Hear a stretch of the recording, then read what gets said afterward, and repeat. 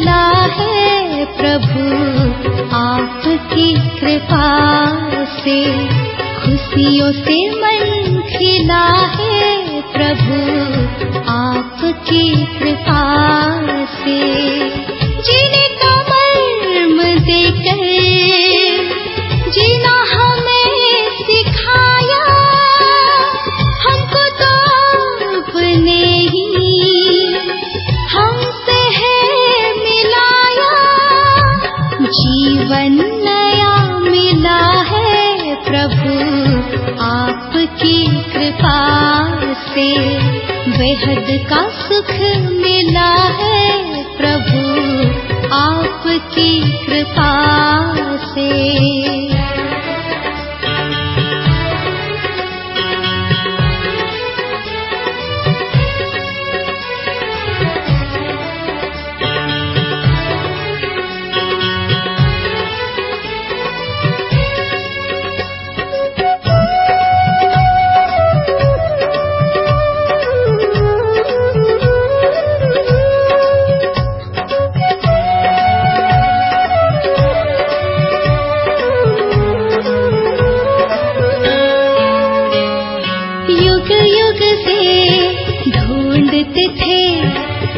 जाओ सच्चे साथी, पर नयनों के दिए में ना तेल था ना बाती।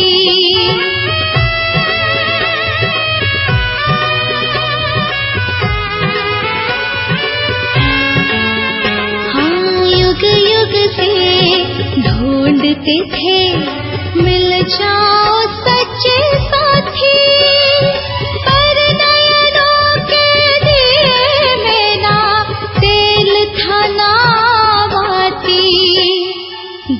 ज्ञान का जला है प्रभु आपकी कृपा से, बेहद का सुख मिला है प्रभु आपकी कृपा से।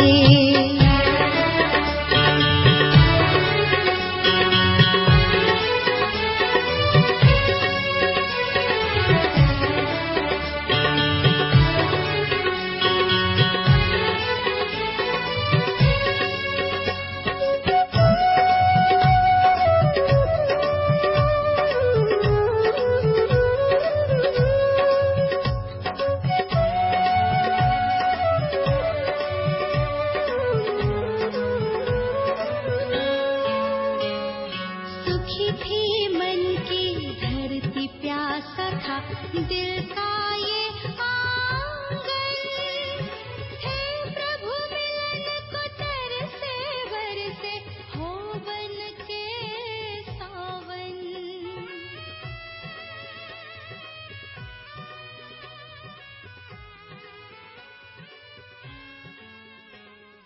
सुखी थी मन की धरती, प्यासा था दिल का ये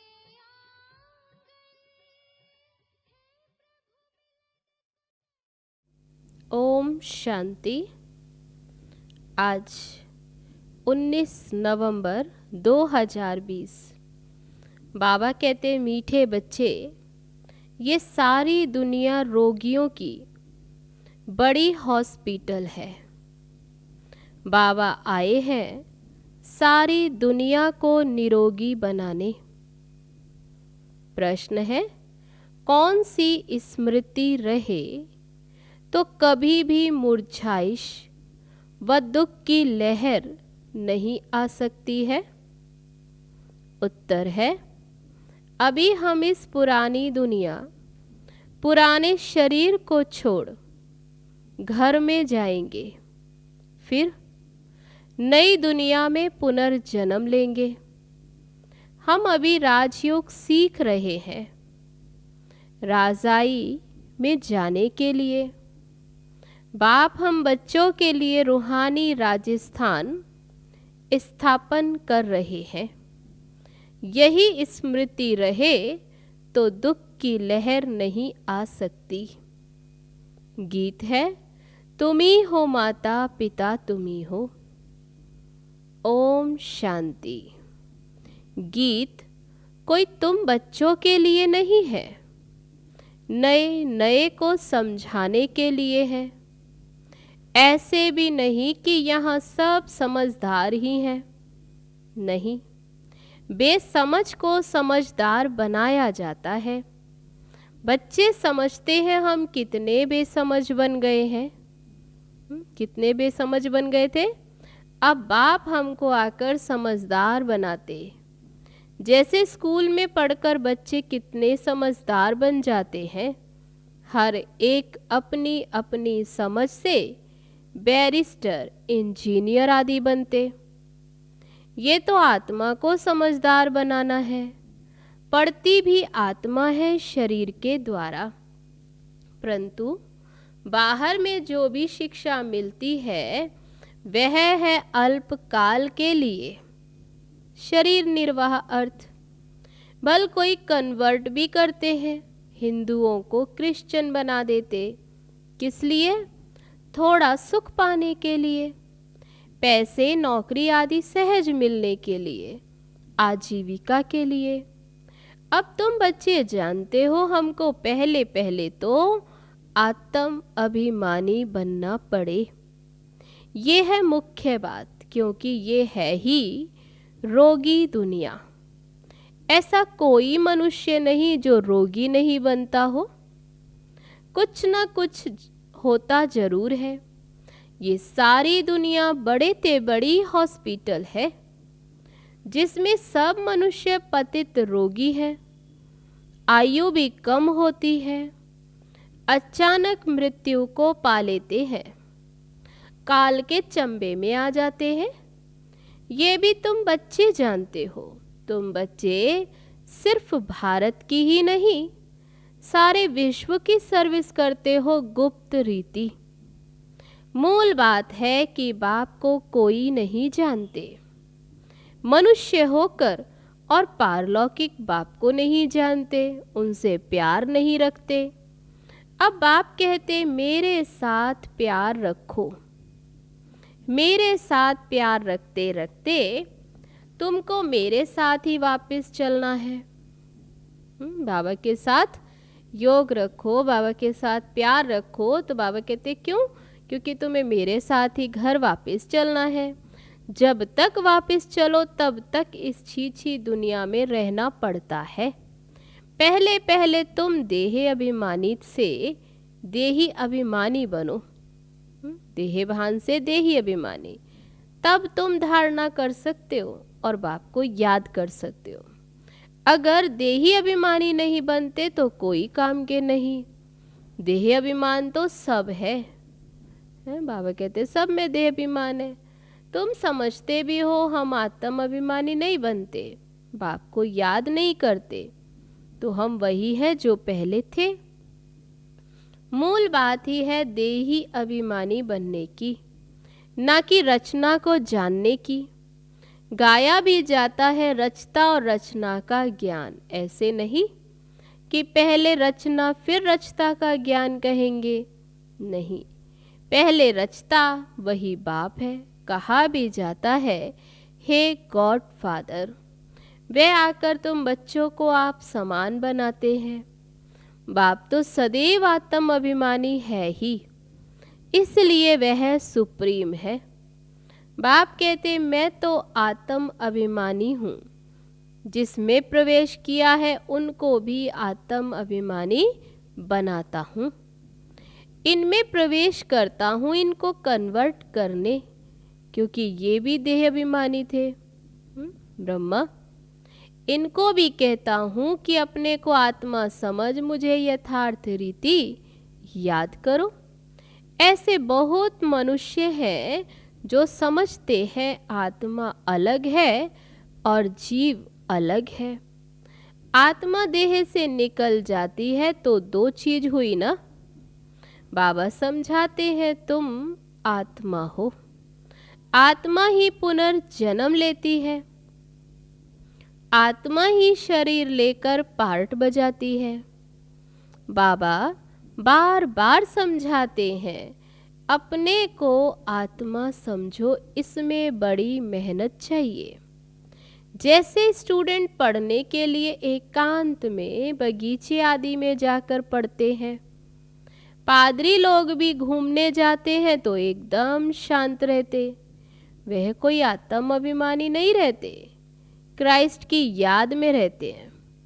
घर में रहकर भी याद तो कर सकते हैं, परंतु खास एकांत में जाते हैं क्राइस्ट को याद करने, और कोई तरफ देखते भी नहीं। जो अच्छे अच्छे होते हैं समझते हैं हम क्राइस्ट को याद करते करते उनके पास चले जाएंगे। क्राइस्ट हेवन में बैठा है, हम भी हेवन में चले जाएंगे। ये भी समझते हैं क्राइस्ट हेवनली गॉड फादर के पास गया, हम भी याद करते करते उनके पास जाएंगे। सब क्रिश्चियन उस एक बाप के बाबा कहते सब क्रिश्चियन उस एक के बच्चे ठहरे। उनमें कुछ ज्ञान ठीक है, लेकिन तुम कहेंगे ये उनकी समझ भी रॉन्ग है। क्यों? क्योंकि क्राइस्ट की आत्मा तो ऊपर गई ही नहीं।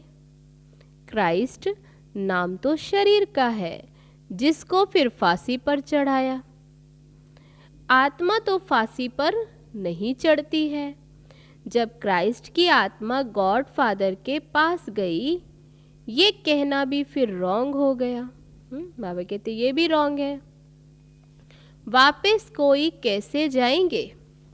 कोई भी आत्मा घर वापस कैसे जा सकते? हर एक को स्थापना फिर पालना जरूर करनी होती है। मकान को पुताई आदि कराई जाती है, ये भी तो पालना है ना। अब बेहद के बाप को तुम याद करते हो। ये नॉलेज बेहद के बाप के सिवाय कोई भी दे न सके। अपना ही कल्याण करना है, रोगी से निरोगी बनना है। ये रोगियों की बड़ी हॉस्पिटल है, सारी विश्व रोगियों की हॉस्पिटल है। रोगी जरूर जल्दी मर जाएंगे। बाप आकर इस सारे विश्व को निरोगी बनाते हैं। ऐसे नहीं कि यहाँ ही निरोगी बनेंगे। बाप कहते निरोगी होते ही हैं नई दुनिया में, पुरानी दुनिया में निरोगी हो न सके। ये लक्ष्मी नारायण निरोगी एवर हेल्दी हैं, वहाँ आयु भी बड़ी होती है। रोगी विशेष होते हैं, वाइसलेस रोगी नहीं होते। बाबा कहते रोगी माने विकारी। सतयुग में सब निर्विकारी हैं तो रोगी नहीं, वह है ही संपूर्ण निर्विकारी। बाबा खुद कहते इस समय सारे विश्व खास भारत रोगी है। तुम बच्चे पहले पहले निरोगी दुनिया में आते हो, निरोगी बनते हो याद की यात्रा से। याद से तुम चले जाएंगे अपने स्वीट होम। ये भी एक यात्रा है, आत्मा की यात्रा, बाप परमात्मा के पास जाने की। ये है स्पिरिचुअल यात्रा। ये अक्षर कोई समझ नहीं सकेंगे। तुम भी नंबर वार जानते हो परंतु भूल जाते हो। मूल बात है यह है, समझाना भी बहुत सहज है, परंतु समझाए वह जो खुद भी रूहानी यात्रा पर हो। खुद होगा नहीं तो दूसरों को बताएंगे तो तीर नहीं लगेगा। सच्चाई का जौहर चाहिए। हम बाबा को इतना याद करते हैं जो बस स्त्री पति को कितना याद करती है। ये है पतियों का पति, बापों का बाप और गुरुओं का गुरु। गुरु लोग भी उस बाप को ही याद करते हैं। क्राइस्ट भी बाप को ही याद करते थे, परंतु उनको कोई भी जानते नहीं। बाप जब आए तब आकर अपनी पहचान देवे। भारतवासियों को ही बाप का पता नहीं तो बाबा कहते औरों को फिर कहाँ से मिल सकता है। विलायत से भी यहाँ आते हैं योग सीखने के लिए। समझते हैं प्राचीन योग भगवान ने सिखाया। ये है भावना, बाबा समझाते हैं सच्चा सच्चा योग तो मैं ही आकर कल्प कल्प सिखलाता हूँ, एक ही बार। मुख्य बात है अपने को आत्मा समझ बाप को याद करो। इसको ही रूहानी योग कहा जाता है। बाकी सबका है जिस्मानी योग। ब्रह्म से योग रखते हैं, वह भी बाप तो नहीं है। इसको बाबा कहते वह योग किससे, बाप तो नहीं है ना। ब्रह्म से योग रखेंगे तो ब्रह्म तो रहने का स्थान है, वह तो महातत्व है। तो राइट तो एक ही बाप है, एक बाप को ही सत्य कहा जाता है। ये भी भारतवासियों को पता नहीं कि बाप ही सत्य कैसे है। वही सचखंड की स्थापना करते हैं, सचखंड और झूठखंड। तुम जब सचखंड में रहते हो तो वहां रावण राज्य ही नहीं होता। आधा कल्प बाद रावण राज्य शुरू होता है, झूठखंड शुरू होता है। सचखंड पूरा सत्युग को कहेंगे, फिर झूठखंड पूरा कलयुग का अंत। अभी तुम हो संगम पर। कहाँ बैठे हो? संगम पर, ना इधर और ना उधर। तुम ट्रेवल कर रहे हो। अभी आत्मा ट्रेवल कर रही है, शरीर नहीं। बाप आकर के यात्रा करना सिखलाते हैं, यहाँ से वहाँ जाना है, तुमको ये सिखलाते हैं। वो लोग फिर स्टार्स, मून आदि तरफ जाने की ट्रेवल करते हैं, उनकी वो यात्रा है।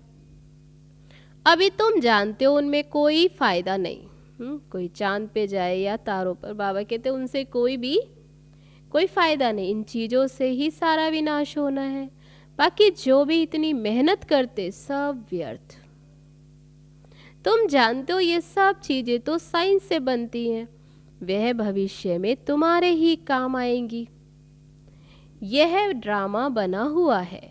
बेहद का बाप आकर पढ़ाते हैं तो कितना रिगार्ड रखना चाहिए। टीचर का वैसे भी बहुत रिगार्ड रखते हैं। टीचर फरमान करते हैं अच्छी रीति पढ़कर पास हो जाओ। अगर फरमान को नहीं मानेंगे तो नापास हो जाएंगे। बाप भी कहते तुमको पढ़ाते हैं विश्व का मालिक बनाने। ये लक्ष्मी नारायण मालिक हैं, भल प्रजा भी मालिक है, परंतु दर्जे तो बहुत है ना। भारतवासी भी सब कहते हैं ना हम मालिक हैं। गरीब भी भारत का मालिक अपने को समझेगा, परंतु राजा और उनमें फर्क कितना है। नॉलेज से मर्तबे का फर्क हो जाता है। नॉलेज में भी होशियारी चाहिए, पवित्रता भी जरूरी है, तो हेल्थ वेल्थ भी चाहिए। स्वर्ग में सब है ना। बाप एम ऑब्जेक्ट समझाते हैं। दुनिया में और कोई की बुद्धि में ये एम ऑब्जेक्ट होगी नहीं। तुम फट से कहेंगे हम ये बनते हैं, सारे विश्व में हमारी राजधानी होगी। ये भी अभी पंचायती राज्य है। पहले थे डबल ताजधारी, फिर एक ताज, अभी नो ताज, कोई ताज नहीं है। बाबा ने मुरली में कहा था ये भी चित्र हो। डबल सिर ताज राजाओं के आगे, सिंगल ताज वाले माथा झुकाते हैं। अभी बाबा कहते मैं तुमको राजाओं का राजा डबल सिर ताज बनाता हूँ। वह है अल्पकाल के लिए, यह है 21 जन्मों की बात। पहली मुख्य बात है पावन बनने की। बुलाते भी है कि आकर पति से पावन बनाओ, ऐसे नहीं कहते कि राजा बनाओ। अभी तुम बच्चों का है बेहद का सन्यास। इस दुनिया से ही चले जाएंगे अपने घर, फिर हेवन में आएंगे। अंदर में खुशी रहनी चाहिए, जबकि समझते हैं हम घर जाएंगे, फिर राजाई में आएंगे, फिर मुरझाइश, दुख आदि ये सब क्यों होना चाहिए। हम आत्मा घर जाएंगी, फिर पुनर्जन्म नई दुनिया में लेगी। बच्चों को स्थायी खुशी क्यों नहीं रहती। माया का अपोजिशन बहुत है। इसलिए खुशी कम हो जाती है। पतित पावन खुद कहते मुझे याद करो, तो तुम्हारे जन्म जन्मांतर के पाप भस्म हो जाएंगे। तुम स्वदर्शन चक्रधारी बनते हो। जानते हो, फिर हम अपने राजस्थान में चले जाएंगे, जहाँ हमारा राज्य होगा। यहाँ तो भिन्न भिन्न प्रकार के राजाएं बहुत हैं। अब फिर रूहानी राजस्थान बनना है, स्वर्ग के मालिक बन जाएंगे। क्रिश्चियन लोग हेवन का अर्थ नहीं समझते, वे मुक्ति धाम को हेवन कह देते। ऐसे नहीं कि हेवनली गॉड फादर कोई हेवन में रहते हैं, वे तो रहते ही शांति धाम में हैं। अभी तुम पुरुषार्थ करते हो पैराडाइज में जाने के लिए, ये फर्क बताना है। गॉड फादर है मुक्ति धाम में रहने वाला। हेवन नई दुनिया को कहा जाता, वहाँ तो क्रिश्चियन नहीं होते। फादर ही आकर पैराडाइज स्थापन करते हैं। तुम जिसको शांति धाम कहते हो, उनको वो लोग हेवन समझते हैं। ये सब समझने की बातें हैं। बाबा कहते ये नॉलेज तो बहुत सहज है। यह है पवित्र बनने की नॉलेज, मुक्ति जीवन मुक्ति में जाने की नॉलेज, जो बाप ही दे सकते हैं। जब किसको फांसी दी जाती है तो अंदर में यही रहता है, हम भगवान के पास जाते हैं। फांसी देने वाले भी कहते हैं कि गॉड को याद करो। गॉड को जानते दोनों नहीं है। उनको तो उस समय मित्र संबंधी आदि जाकर याद पड़ते। गायन भी है अंतकाल जो स्त्री सिमरे।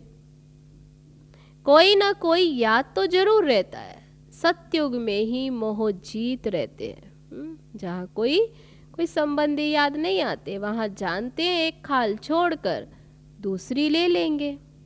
वहाँ याद करने की दरकार नहीं, इसलिए कहते हैं दुख में सिमरण सब करे। ऐसे भी नहीं कोई भगवान को याद करते, बस याद रहता है ये पुराना चोला छोड़ नया लेंगे। इसलिए बाबा कहते हैं वहाँ भगवान को भी कोई याद नहीं करते। इसलिए गायन है कि दुख में सिमरण सब करे। यहाँ दुख है इसलिए करते हैं भगवान को याद, कि भगवान से कुछ मिले। वहाँ तो सब कुछ मिला ही हुआ है। तुम कह सकते हो हमारा उद्देश्य है मनुष्य को आस्तिक बनाना, धनी का बनाना। अभी तो सब निधन के हैं, हम धन का बनते हैं। सुख शांति संपत्ति का वर्षा देने वाला बाप ही है। इन लक्ष्मी नारायण की कितनी बड़ी आयु थी ये भी जानते हैं। भारतवासियों की पहले पहले आयु बहुत बड़ी रहती थी, अब छोटी है। क्यों छोटी हुई ये कोई भी नहीं जानते। तुम्हारे लिए तो बहुत सहज हो गया है, समझना और समझाना है। सो भी नंबर वार समझानी हर एक की अपनी अपनी है।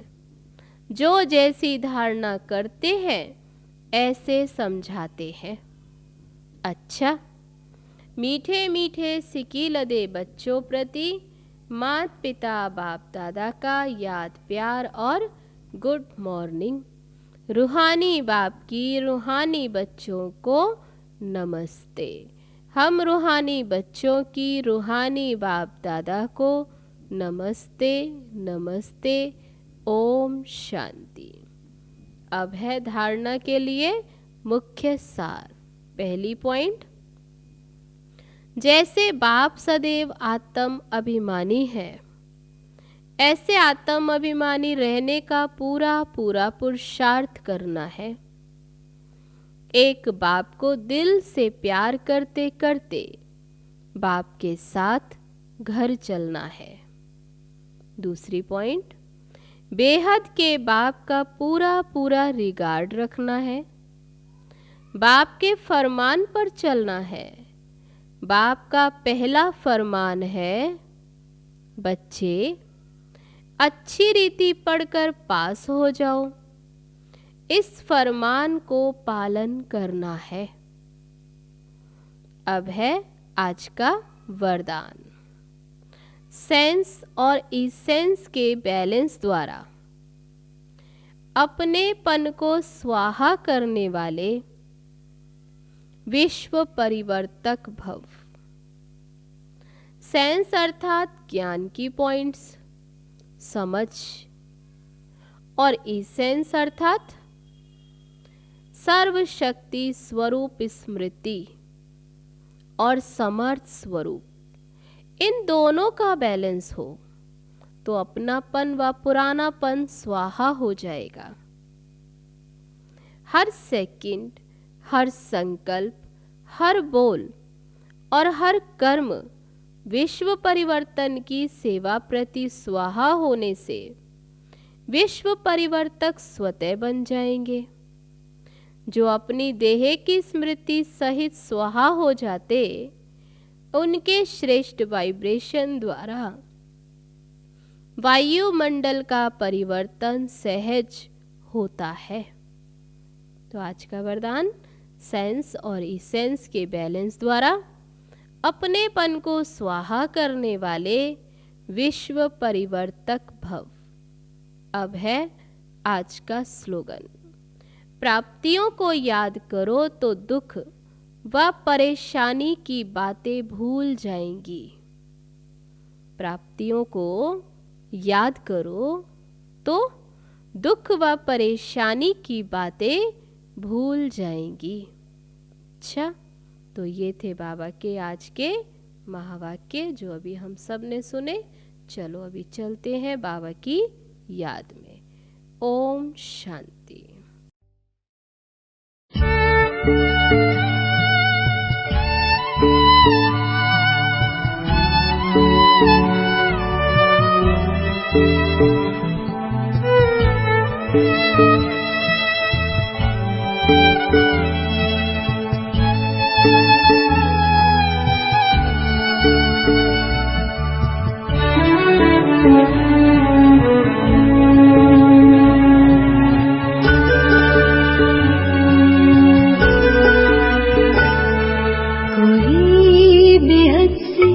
इशारों में बुला रहा मुझे,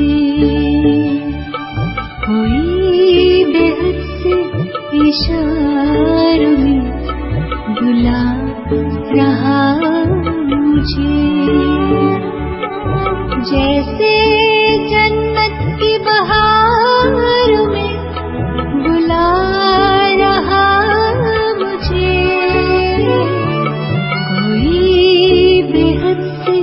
इशारों में बुला रहा मुझे।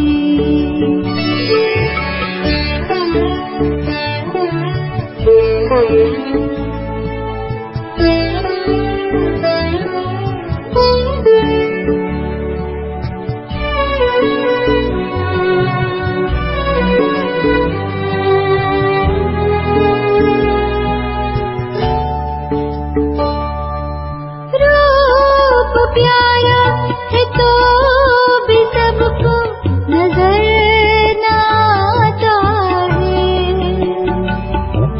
मेरी नजरों से दूर पल भर नहीं जाता है।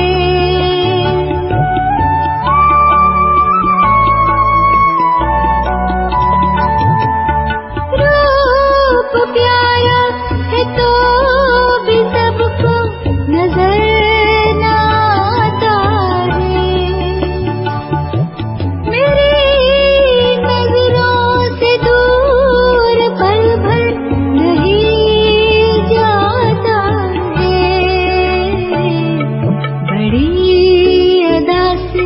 नज़ारों में बुला रहा मुझे।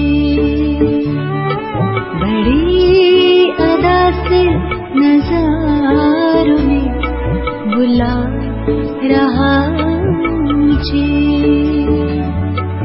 जैसे